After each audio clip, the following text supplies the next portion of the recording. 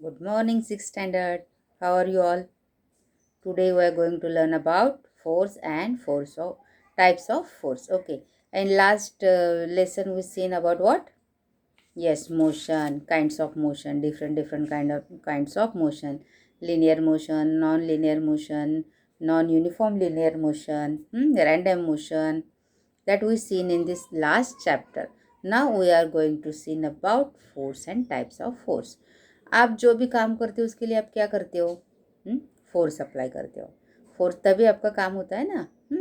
कुछ उठाते हो या कुछ फेंकते हो या फिर चलते हो तो आपको कोई ना कोई तो एनर्जी चाहिए ना. फोर्स लगाते हो मीन्स आपके अंदर तो एनर्जी चाहिए, तभी आप फोर्स लगाओगे ना. तो ये फोर्स होते क्या है, वो एनर्जी होती क्या है, ये हम देखेंगे यहाँ पे. राइट.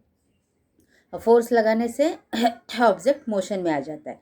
तो हमने मोशन कौन कौन से देख लिया. अभी वो मोशन में आने के लिए कौन सा फोर्स किस कब लगता है, वो फोर्स डिफरेंट काइंड्स के कैसे होते हैं, वो फोर्स हम ये चैप्टर में देखने वाले हैं. Okay. Now here observe and discuss. यहाँ पे देखो क्या है. फर्स्ट में एक बोट में जा रहा है, बोटिंग कर रहा है लड़का. स्पंज में दबा के देख रही है यहाँ पे. तो यहाँ पे देखो बुलक कार्ट है. ये बच्चा जैसे ये रिंग घुमा रहा है, आप भी करते हो ना ये साइकिल का. हाँ, पहिया. तो और यहाँ पे ये फुटबॉल जोर जोर से किक कर रहा है उसको. राइट. यहाँ पे कपड़े धुले जा रहे हैं. मीन्स यहाँ पे जो भी है तो इसमें हर एक चीज़ में क्या देख रहे हैं आप कि फोर्स लग रहा है. कुछ ना कुछ एनर्जी उसमें जा रही है, फोर्स लग रहा है. तो कैसे फोर्स है हम देखेंगे. Will boat move ahead unless push with help of an oar. Means जो है तरह ये बोट, तो और जो है क्या बोलते हैं मराठी में, तरफ वो ऐसे ऐसे वल्लवते हैं ना, तभी वो आगे जा रही है ना, नहीं तो नहीं जाएगी. मीन्स क्या, उसके लिए फोर्स लग रहा है ना, हाथ से ही घुमा रहा है ना वो और को.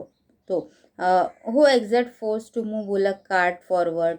सीधा है. यहाँ पे बैल है. बुल्स है जो आगे की तरफ उसको खींच रहे हैं. What makes the ball move during a game of football?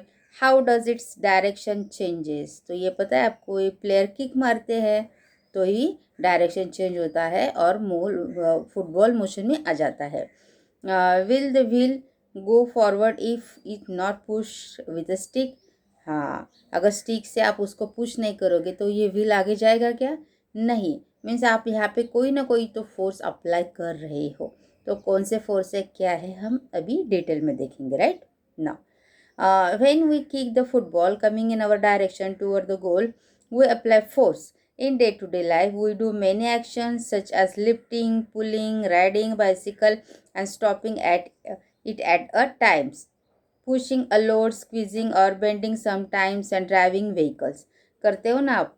We do many actions such as lifting, कुछ पकड़ना है, खींचना है, राइड करना है. तो आप ये सारे क्रियाएं करते हो और उसे स्टॉप भी करते हो. तो उस वक्त आप क्या करते हो. It is a necessary to apply force for doing all actions. ये सारी की सारी एक्शंस है, वो करने के लिए आपको फोर्स लगाना ही लगाना है. Force is applied to an object to pull it or push it any manner. आप किसी उसको फोर्स लगाते हो, अप्लाई करते हो ऑब्जेक्ट पे पुश करने के लिए या पुल करने के लिए किसी भी तरह से. No object changes it position on its own. कोई भी ऑब्जेक्ट पोजीशन चेंज नहीं करता है. ये बुक है, इसकी पोजीशन चेंज हो रही है तो क्यों चेंज हो रही है, क्योंकि मैंने उसको फोर्स लगाया है. तो कोई भी ऑब्जेक्ट अपना पोजीशन खुद की हमारे जैसे चेंज नहीं करता है.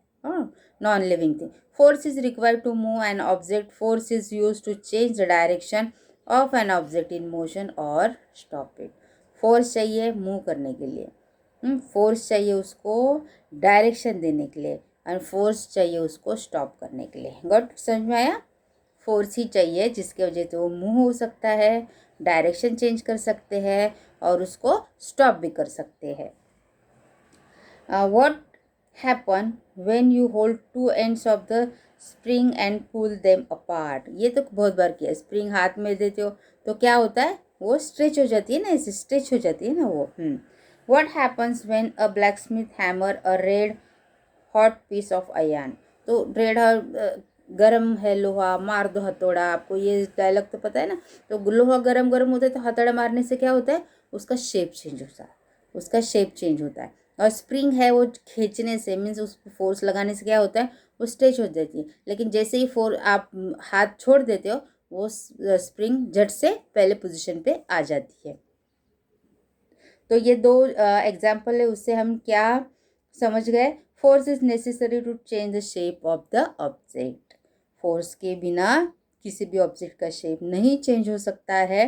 किसी भी ऑब्जेक्ट का अगर शेप चेंज करना है तो आपको फोर्स लगाना ही होगा। Now we see here types of forces. तो कौन कौन से टाइप के फोर्स है यहाँ पे हम देखेंगे। Muscular force in all the actions shown in a picture 10.1, the movement take place with the help of the bones of the muscle in the body. The person in the picture alongside is lifting the weight is using muscular force. अगर ये यहाँ पे देखो gym में जाते हो या तो ये लिफ्ट कर रहा है ना वेट ऐसे ऐसे, तो लिफ्ट कर रहे थे, ये कौन सा फोर्स लगा रहा है, उसके खुद का मसल फोर्स लगा रहा है, मस्कुलर फोर्स लगा रहा है। The force applied with the help of muscle is called muscular force. जो मसल के थ्रू जो फोर्स अप्लाई होता है उसे मस्कुलर फोर्स कहते हैं। आप कुछ भी चीज़ उठाते हो, रखते हो, कुछ भी करते हो हाथों से, तो ये कौन सा फोर्स हो गया, your muscles force means muscular force. Got it. Use your brain power. For which task in your day to day life do you use muscular force? तो आप मुझे बताइए कि आप दिन भर में ऐसा क्या काम करते हो जहाँ पे आपका मस्कुलर फोर्स आपको यूज़ करना पड़ता है, right. Then mechanical force, first one is muscular force, second one is mechanical. Mechanical means machine वाला फोर्स। हमारे घर में तो कितने सारे मशीन है आजकल, है ना, वॉशिंग मशीन है, मिक्सर है, सिलाई मशीन है, ये सब क्या हो गया, मैकेनिकल फोर्स हो गया, राइट। आपका फैन है, ये भी मैकेनिकल फोर्स है, जो मैकेनिकल फोर्स से घूमता है तभी तो हमको हवा लगती है ना। We use different machines for doing many tasks. Muscular force is used for running some machines. Some machines are run by using electricity or fuel. Machines like latter are called automatic machine. Machine जो automatic electricity से चालू होती है उसे हम क्या बोलते हैं, ऑटोमेटिक मशीन। आपका वॉशिंग मशीन भी फुल ऑटोमेटिक होता है ना आजकल। Because of A mechanical force is use here, for example swing machine, electric pump, washing machine, mixer etcetera. Make a list of other such machines. आपको अभी इसका list भी बनाइए, आपका होमवर्क है, आपका इसका लिस्ट भी बनाना है कि आप मशीन्स फोर्स कहाँ कहाँ पे घर में है, मैकेनिकल फोर्स कहाँ पे है, ये आपका होमवर्क है। और ऊपर भी आपका जो बताया ना, for which task your day to day life you do use muscular force, तो ये लिस्ट बनाना, ये भी आपका होमवर्क है, राइट। कि आप क्या क्या करते हो जिसमें आपका मस्कुलर फोर्स यूज होता है। Now the force applied bye means of machine is called mechanical force. जो फोर्स मशीन से लगता है उसे बोलते हैं mechanical force. The force applied bye means of machine is called mechanical force.